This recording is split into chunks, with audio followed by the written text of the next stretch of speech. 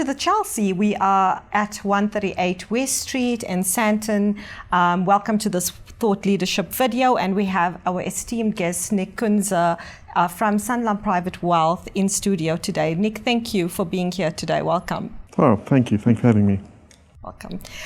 Nick, there have been quite a few local and global macroeconomic movements recently. Could you give us a brief overview of the key influences and how you see them impacting the market in South Africa as well as globally? So, yeah, you're right. There's been a lot of moving parts to dissect, and as we wind into year end, difficult to figure out where to start. But I mean, let's start with interest rate differentials to begin with. Certainly, we are entering a rate cutting cycle. We've entered into a period of certainly a wind down to the interest rate policies we've seen in the past. Off the back of that, there's been a lot of positive impetus. You know, we've seen the flows coming into South Africa. We've seen the rand getting extremely strong versus the dollar. It's almost testing 17. Who would have thought that a couple of months ago it was almost 19? And also, if you look at from a local aspect as well, our South African government bonds, in fact, up almost 18% year to date. I mean, that puts them as one of the best performing sovereign bonds in the basket year to date. So overall, put that all on the pot, and you get a good outlook for South African investors. Thanks, Nick. Just your opinion. What do you think, or where do you think the dollar rand will trade by the end of the year? We're just speculation from your side. What is your opinion? I mean, that's very difficult to get right, but certainly it appears that the tailwinds for a stronger rand are there. We've had really good feedback from the new government of national unity. We've had the interest rate differentials that I mentioned, with the Fed doing a jumbo rate cut. The South African didn't do a bigger rate cut as expected, only 25 basis points. And then also, don't forget what we saw. I mean, we're recording this now on the 2nd of October. We've just had a big sort of stimulus package out of China as well. China is now South Africa's biggest trading partner, and we are going to probably see more positive flows for the back. Put that all together, what do you get? Probably a rand that's going to be under 17 by year end. Okay, we'll hold thumbs for that. We obviously we're looking forward to the positive sentiment in South Africa. Maybe moving on to one of the other economic driving factors. What does our new unified government mean for South Africa as well as local and foreign investors? We've obviously seen a lot of movements through that. So a lot of positive movements. So, I mean, the government of national unity, I mean, it's probably nice time to have this conversation. It's exactly almost 100 days this weekend from the new government. It's been very good. Again, Mr. Ramaphosa and his team, a little bit more centralized, a little more right-winging. I think a lot of the policies they're putting in place are very investor-friendly.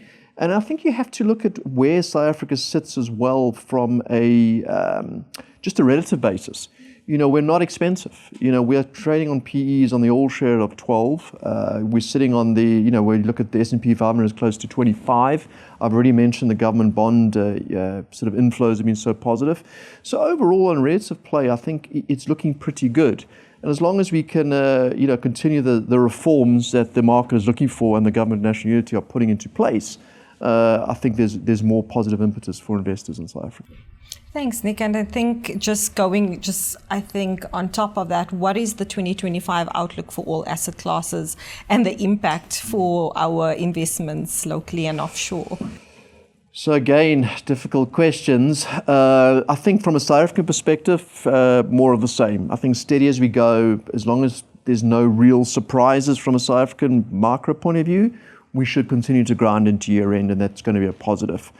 Offshore is a little bit more tricky. First of all, there are geopolitics. Again, where we're sitting now, there is a lot of noise coming out of the Middle East. It looks like the tensions have been ratcheted up over there. I mean, as we sit here now, oil up about $2 a barrel this morning. That's not great for emerging markets.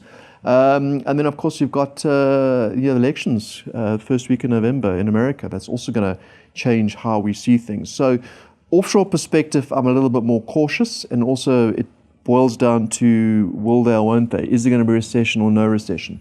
Our base case scenario as a house is for a soft landing, which means, like South Africa, we probably have a little bit more of the same, but it is priced to perfection. If we don't get a soft landing, I fear there might be a correction on the table. So a little bit more cautious on the offshore aspect. Thank you for that. These are valuable insights, Nick. What do you see just generally on your end? There's been quite a bit of divestment out of South Africa over the last year of individuals moving funds offshore. Now that, considering all these macroeconomic movements in South Africa, globally, do you anticipate that we would have better investments coming back into South Africa? What are offshore investors what are the conversations like? So I think it's against the context of where is South Africa now on the global space, certainly from a basket point of view. So if you look back at 10, 15, 20 years ago, the South African market made up 10 to 15% of any of the emerging market baskets of the indices. So when overseas investors had to buy an emerging market index or an ETF, a big chunk of that was South Africa. Of course, things have changed. India's risen massively, Saudi Arabia, the Middle East are all bigger weightings now. South Africa's not even, I think, 2% of some of the indices. So we're not really that big anymore. So that is a negative to South Africa because, you don't have to buy South Africa to buy the emerging markets. But saying that again, we said in the beginning, on a relative basis, South Africa is not expensive. And I think for most investors, what we're seeing now is as the flows are coming back, you are being rewarded for taking a little bit of risk on SA. Our bonds, I mentioned that, they've gone from a yield of 12 down to under 10 at the moment. So your cost of capital, your cost of money is so much cheaper. So there is that comfort for investors that they don't, that free capital is yet to be reflected in the equity market. So again, I think we're seeing those flows coming back, and I think it'll be a positive push to year end for us. Some key considerations for investors, definitely. Thank you. Maybe just something very topical in every conversation. How is digital transformation and AI now changing the way you do business? What insights can you share? What have you seen? So massive. I don't think any conversation is complete without the AI conversation. And just speaking from a personal point of view, I've had huge benefits from it. I recently took on Microsoft Copilot to help put together a couple of investor presentations. I mean, it saved 80% of my time. So from my point of view, I've seen huge benefits, and my productivity has certainly increased. Now, from an AI investment point of view, which you have to look at it from my day job, it reminds me a lot of sort of the turn of the millennium with what happened with the internet and the .com. Is there's going to be winners and there's going to be losers. Quite how that fixes out and how they monetize it, I don't think we've figured that out yet. So, I mean, give you a few examples. You've got Microsoft, just in one quarter this year, they're going to spend close to $12 billion on AI, on data centers investing. You've got Google / Alphabet, they're going to spend $12 billion.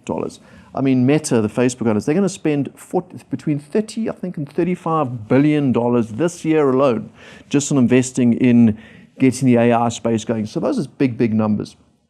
So from an investment point of view, we haven't figured out how they're going to monetize it. And I think going forward, shareholders are going to, you can't keep writing these blank checks. And I suspect 2025, we're going to see who's going to be the winners and who's going to be the losers in that space. It's going to be interesting times. I mean, even for ourselves as the London Stock Exchange, we've got a Microsoft LSEG partnership. So, and it's again also trying to bolster where are we going to next with the AI and transformation around digital capabilities.